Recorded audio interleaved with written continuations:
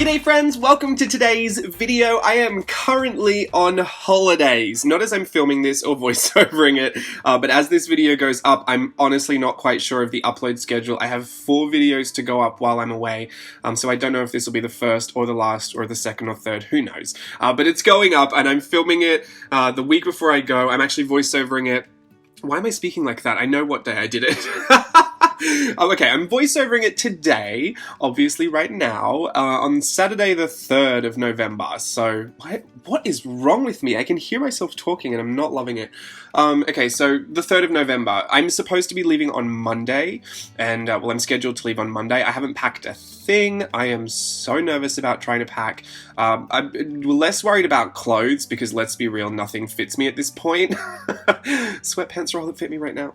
Clock the reference. I am actually just worried about packing art supplies because I think I have an issue with it. I feel like I need everything. I go on and preach and say that, you know, you don't need a lot to create a lot, and then it cut to me trying to pack a suitcase full of markers and pencils and crayons and a heat tool and 5 journals. Like, I mean, because I'm going on holiday for a really relaxing time, I know that's when I'm super motivated to like sit down and have some fun and create and, you know, kind of draw and sketch. Like, that's what I do in my downtime. So to go on a full-on holiday, it stresses me out thinking that I might leave something that I want to play with, and then I think, well, I've got stuff at home, I'm sure. Like, I didn't bring everything with me.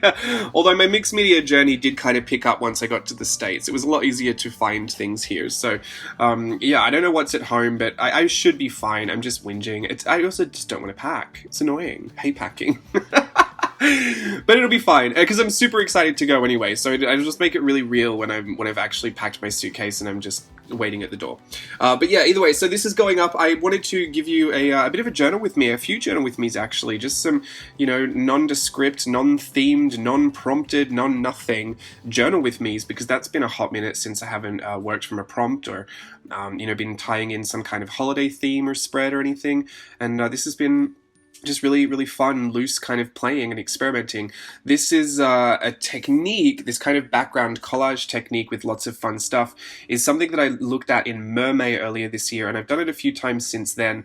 It is such a great way to stash bust all of that ephemera and all the little bits and pieces that we keep around just in case, because we have the perfect idea for it if we should ever get to that idea. I've found that 10 times out of 10, I never get around to that idea. Not because I don't want to, it's literally just don't have the time to tackle all of them. And some of these things I've had, you know, quote unquote ideas for about a year now, and I need to do something with them because I create at a rate that is is kind of ridiculous now. Having so much YouTube content, and, you know, when we went through Playtest Patreon and doing, you know, monthly challenges and stuff like that, and even then just doing stuff in my own personal free time, I create constantly. And if it's not in a journal, or if it's like just kind of on a random piece of paper, that stuff adds up so quickly, and I create it faster than I can do anything with it. So I needed some more projects to kind of stash bust some of that stuff so that it lives somewhere. It's not hoarding if it ends up in a journal, but let's be real, 90% of my stuff isn't in a journal at this point. So always trying to look for new ways to get that in there, and this just gives me very teenage angst feelings. You know, when, well, I don't know if you did this when you were a teenager, but I would rip up magazine pages and I'd do little doodles on the back of an envelope or something, grab some blue tack and then stick it all over my cupboard door, or decorate a school folder with it, or the front of my school books. There was just, I feel like there were collages everywhere when I was a teenager, and it was always such a nice, you know, glance, like an overview of everything that I liked all in this one place. And so this is kind of the, you know, the imaginative, like, art journal creative version of that, like the collages you'd create as a teenager, in that they're all kind of, you know, scattered and hectic looking, but this is all art that I've kind of created over, you know, some of this was done years ago, and then some of it was done like days ago. So I find that it's a really beautiful snapshot of how my journey is developing over time, and how aesthetics have changed and color palettes might change or techniques might change, and some of that stuff is just really, really fun. And then overall, once you've kind of added all of your extra bits and pieces, it kind of becomes this Where's Wally of a journal spread to look at, and I just find that really, really fun. So I'll explain a bit of how this happens and a bit of you know, how to achieve the effect and the look, but ultimately it is just a stash busting kind of a journal spread, and this is something that I really like to do when I've got a lot of stuff that I would like to give a home, but don't necessarily have the time to tackle every single individual idea. Sometimes I do that, and I pull out a whole bunch of ephemera, and I think, oh great, I've got ideas for all this stuff. I get carried away with one or two pieces, and before you know it, I've the 68 other pieces are still sitting in that little box, and I've not tackled the actual problem. So this is not something you have to worry about, I guess, if you don't have all this extra stuff lying around. But I do notice that a lot of us do tend to feel a bit guilty about that. So just always looking for fun ways to get it. To get yourself in a better place, I guess, with your hoarding tendencies. So what I'm doing is going to get some acrylic paint, and matte acrylics always work best with mixed media because they're easy to layer other media on top of. I also work with satin finishes, especially when you water it down, it almost looks like a matte, and some satin finishes are generally quite matte as well. So the Handmade Modern paints from Target, super affordable, really amazing color selection. I've had so much fun using them, and I highly recommend them if you can get to your local Target in the States. They're about $2 a little pot, and I've used so much of them, but none of them are empty yet. I honestly thought, like, oh, $2, like, how far is this going to go? Like, will I like it? I'm really, really impressed by them. I hope they keep them around for years to come because they're so good. They're really versatile as well. They're about a medium body paint. Like, they're not heavy body, but they're not fluid either. But if you use them in a really thick application, you can get a, well, this is Dilutions that I'm using now because I like how transparent it is. And I've watered it down as well. But with the Handmade Modern, if you use it quite thick, you can almost get this impasto technique and hold some of that structure in that body, and even get some brush stroke effects in there. But if you water it down, you can get this really fine, really thin glaze out of it.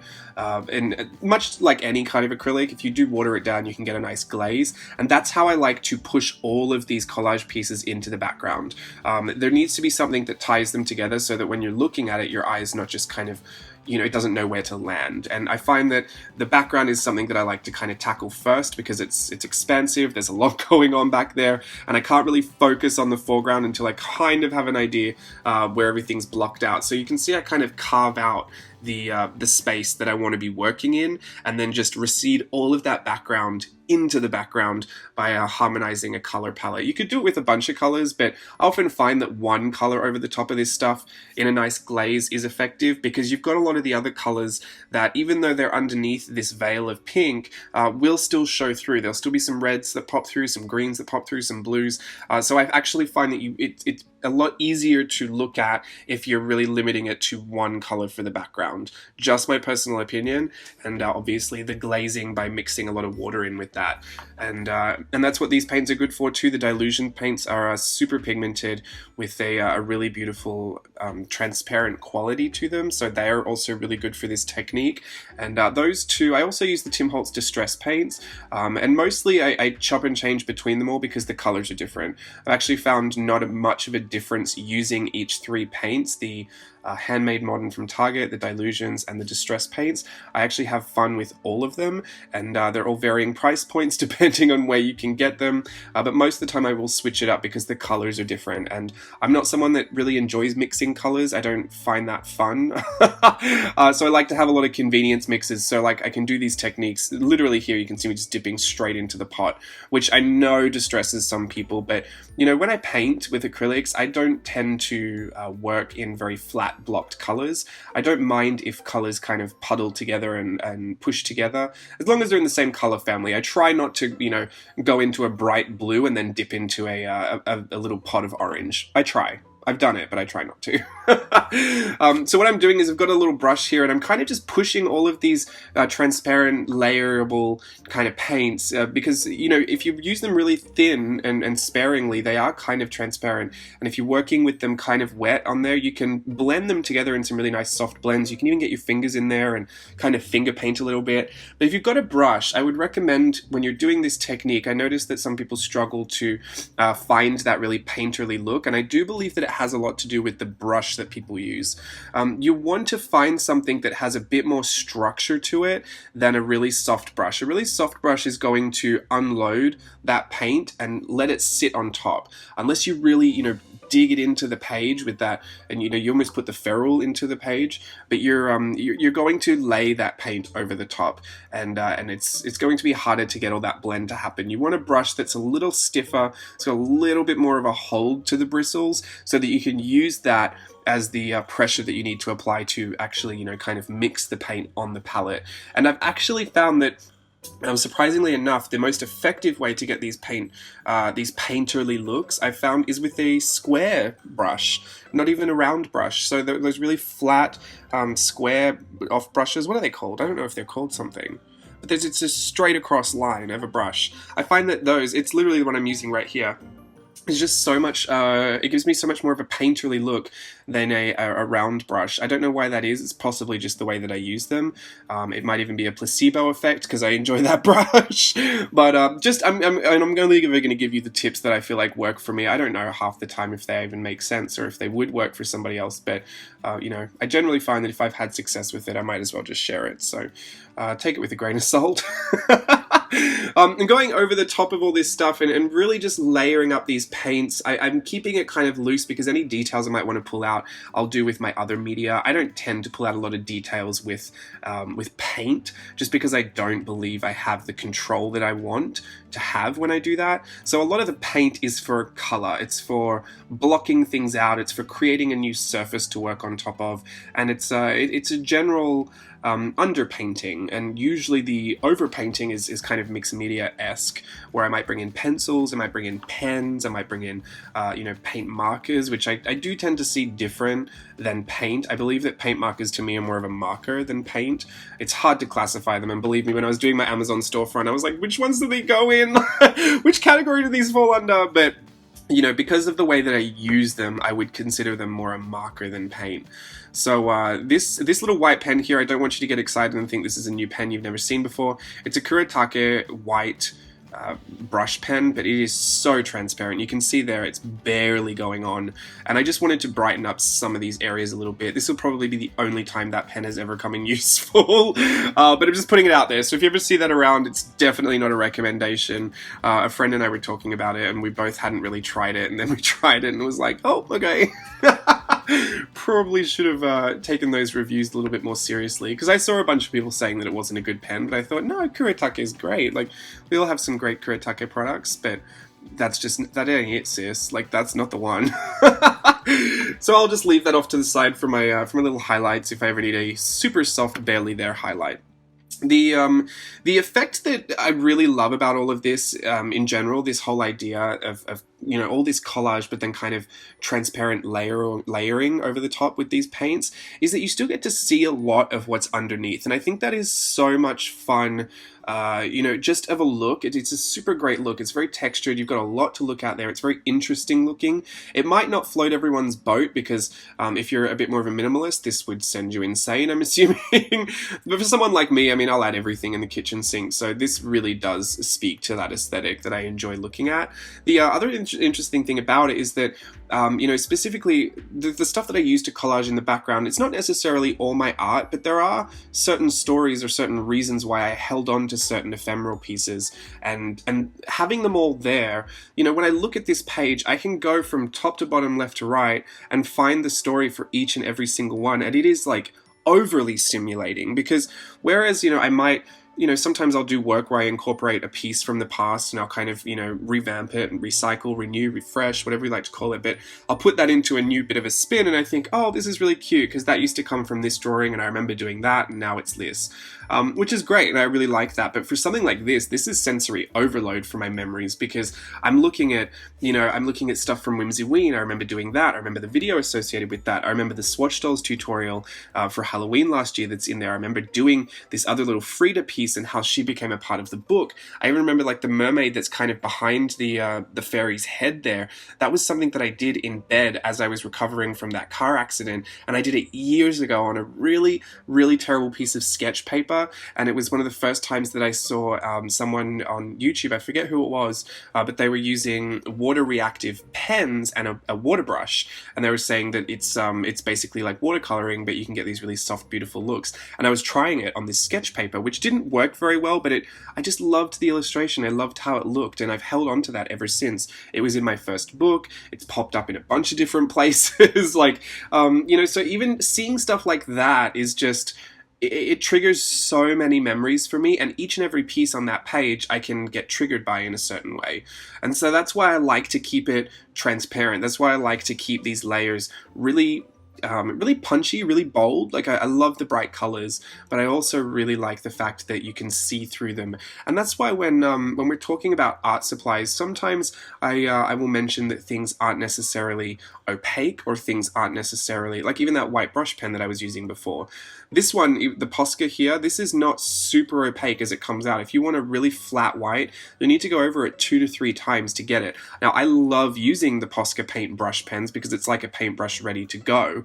And there's something that I kind of found more recently, and I love using them. They're so much fun. But, you know, when I talk about opacity or transparency or like a pigment payoff, sometimes I think we can get these negative connotations because we think the only things that are worth anything are if it's super pigmented, super opaque, super, you know, like it's a super product. It has to hit all the kind of criteria that we have. But when you start to restrict your thinking like that a little bit, you're kind of closing yourself off to the possibilities of what you could be doing with a medium that works differently to the way that a lot of your other mediums do. It's like when we say like chalky watercolors. Now, it's not necessarily a quality that we would want as mixed media artists because it does become a little difficult to work on top of that, but there are definitely practical applications for how that watercolor works. And then if you've got a specific color that you love, but it's not a finish that you like, it also encourages you to work differently with different mediums that would help enhance that piece, or would help work with that medium and not against it. And it's all of that experimentation and play that opens us up to new mixtures of products, new feelings about how we like to do things. And as someone, you know, myself, I'm talking about me here, I used to think that a paint was only worth its weight in gold if it was completely flat, completely matte, completely opaque. I would think that anything less was just a ripoff. But having said that, you know, all of this piece came together with transparent layers. So, you know, it's not until you start to think that something's not better or worse, it's just different, that you really keep yourself open to the possibilities you have in working with products that perform differently. I'm not saying that, like, this is an excuse for everything to not have pigment payoff. But I'm just saying at this point in the world, there are so many different things that you can get your hands on. And sometimes we can be a little disillusioned by the fact that what we thought was going to really work for us doesn't, but that doesn't mean it doesn't work. If you've got a very specific thing you're trying to get done, then you know, I would totally encourage you to find the medium that you need. But if you're just looking to play and experiment, and you've got your hands on some stuff that you're not really sure of, you keep playing with it, and I think you'll figure out that there are some really great things you can do with it if you're willing to just kind of step outside your comfort zone with mediums. And that's definitely something that I've learned, and I'm more practicing now with my my crayons, like my Tim Holtz Distress crayons, my Neocolor 2s from Caran d'Ache. I want to really experiment more with those because I find them really difficult to use for the stuff that I like to do. But I've had some success in the past with these beautiful textured pieces, and I know I want to try and recreate that somehow. So it's a whole learning process, and I think that's what's the most fun about mixed media. You're going to see I make a mistake here. That white ink wasn't dry, and I smudge it everywhere. So I tried to dry it, and I thought, why am I doing that? Let's just start again. That's some Post-it tape. I need to kind of glue it down because it won't hold over time. It was super sticky when I put it down, but it's definitely not going to hold. It's from Daiso, of all places. Very cheap. It was like $1.50 for the 4 rolls of this little Post-it tape, and I love it for my planner, but I rarely use it in art journals. But the overall effect, I think, is just super fun. Like I said, it's a big stimulant for all my memories and everything that's attached to all this stuff in the piece. But beyond that, I think it's just fun to know that, you know, there are some really great applications for transparent medias. I think working in transparent layers has been a really fun thing that I've been looking at this year, and it's its own kind of texture. You know, like the actual piece is quite flat. There's a few edges, torn edges here and there that make it fun and dimensional to touch, but you know, it's not really bulking up my journal a lot. There's not any kind of grit to it or anything. In essence, it's just these layer after layer after layer of really thin, transparent paints. And I just love it. I love the whole thing. So if you want to try this project, please tag me in it so I can have a look. Like I said, I'm on holiday right now, so I hope I'm having a good time. I'm sure I'm having a good time. And check out the other videos while I'm away.